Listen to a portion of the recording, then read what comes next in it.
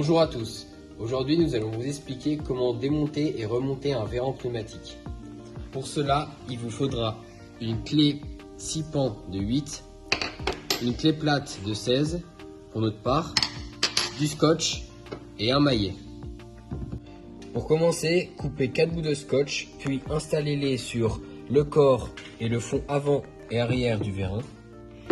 Ensuite, dévissez les 4 vis du fond avant à l'aide de la clé 6 pans de 8. De plus, retirez le fond avant. S'il ne vient pas manuellement, vous pouvez prendre un maillet et le tapoter tout doucement. Ensuite, enlevez la tige avec le piston en le faisant coulisser. Puis, enlevez le fond arrière du vérin. Pour cela, dévissez et retirez les 4 vis. Puis, enlevez le fond arrière manuellement ou, pareil, vous pouvez le tapoter. Nous allons procéder au démontage du piston qui se situe sur la tige du vérin. Pour cela, munissez-vous de la clé plate de 16, puis desserrez l'écrou qui se situe à l'arrière de la tige.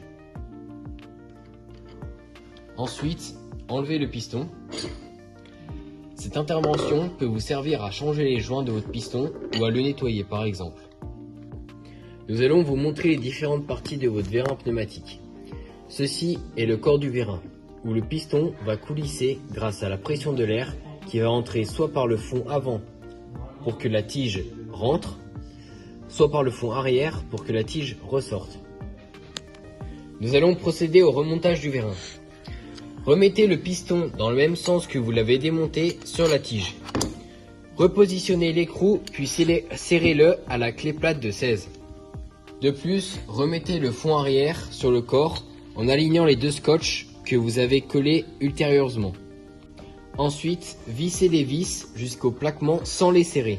Ensuite, il faudra les serrer en croix. Puis, insérez avec la tige dans le corps en vérifiant que la lèvre du joint se mette correctement en place.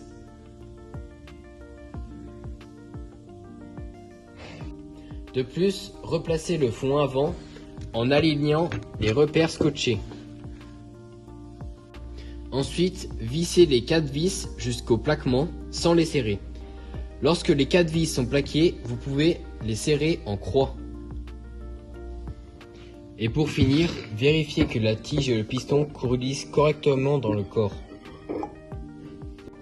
Cette intervention est terminée, merci d'avoir visionné ce tuto et pour plus de savoir sur la maintenance, n'hésitez pas à visionner les autres vidéos de notre chaîne.